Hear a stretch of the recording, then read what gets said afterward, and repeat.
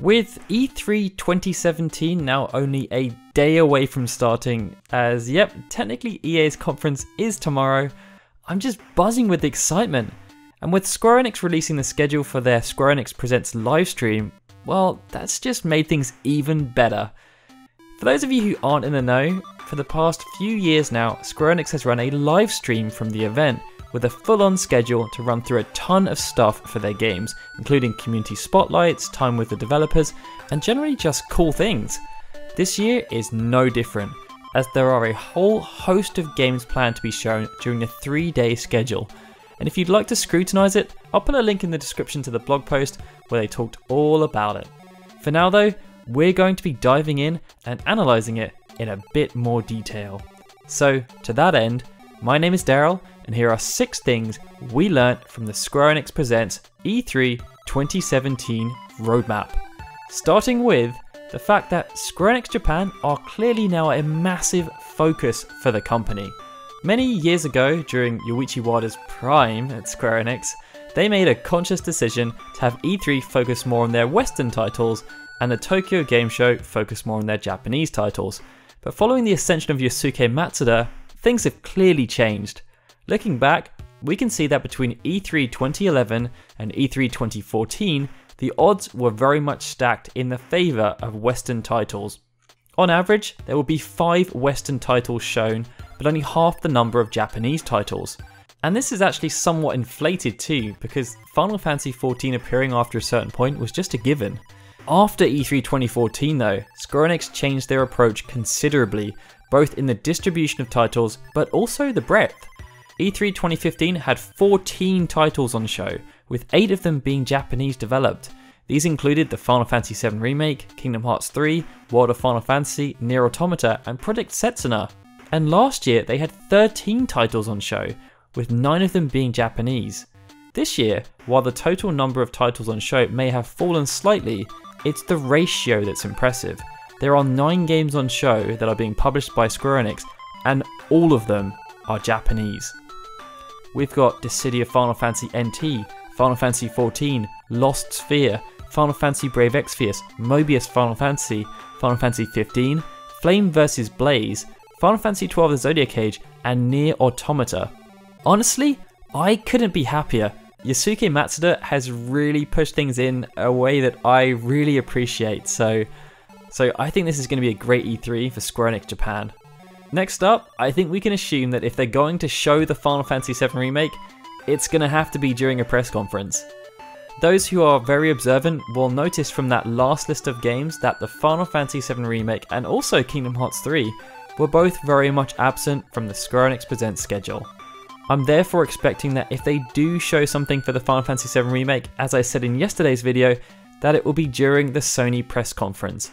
Now, they very well could sneak it into the 30 years of Final Fantasy segment and also the E3 2017 opening should a trailer appear during the conference, but I wouldn't really count that as anything significant, at least when it comes to Square Enix Presents.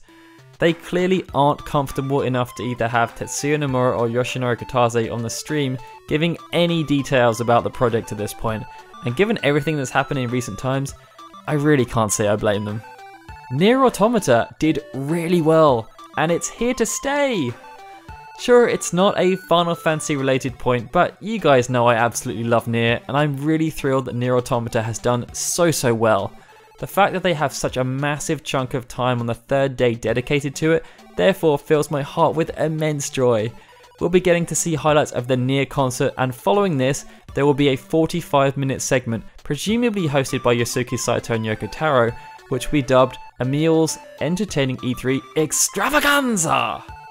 I can imagine them talking about how everything has gone so far with the release of Nier Automata, and perhaps sharing some plans for the future. Either way, I can't wait because it's sure to be rather quirky and also rather kooky. Mobile titles are still very much on the rise.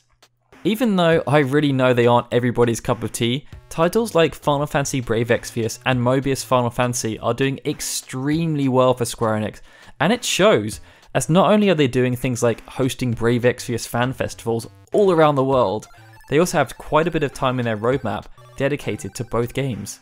First up, there's a special announcement involving both of the games on the 2nd day, And then on day 3, Brave Exvius will have its own little segment with another special announcement from the producers. I honestly have no clue where Final Fantasy Record Keeper fits into all of this because it hasn't been included at all, but are people still even playing it? Final Fantasy XV's update may not just be about Final Fantasy XV. I think it's pretty much a given that we will get a detailed look at Episode Prompto at E3, and we could even get a teaser for Episode Ignis, as well as all the other things we covered in our What You Should Expect from Final Fantasy XV at E3 video.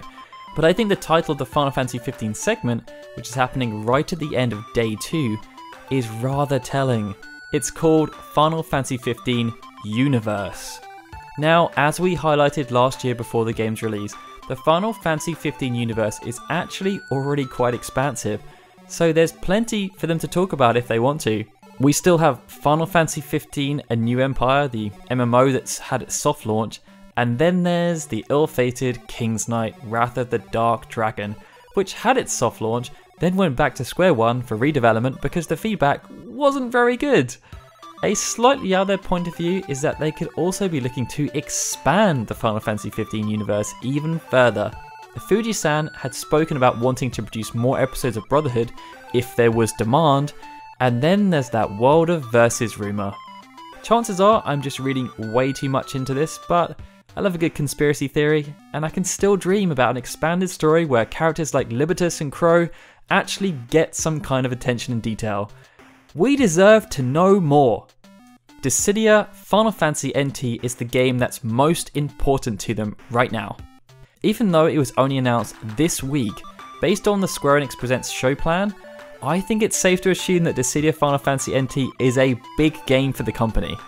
In the roadmap, there are almost 2 hours dedicated to the upcoming fighting game, which can only be bested by Final Fantasy XIV thanks to its Letter from the Producer Live. However, Square Enix are doing a separate 45-minute panel at the E3 Coliseum for Dissidia NT, which will feature prominent professional esports personalities K-Brad and Justin Wong from Echo Fox, as well as the game's director. As the game releases towards the start of 2018 worldwide, this of course does make sense. They only have this E3, Gamescom and the Tokyo Game Show to make a splash, and it looks like they're going to be hitting it hard straight away. To summarise, I think the schedule they presented looks absolutely great, and it doesn't even include all of the other stuff they could still show between now and the start of E3 proper.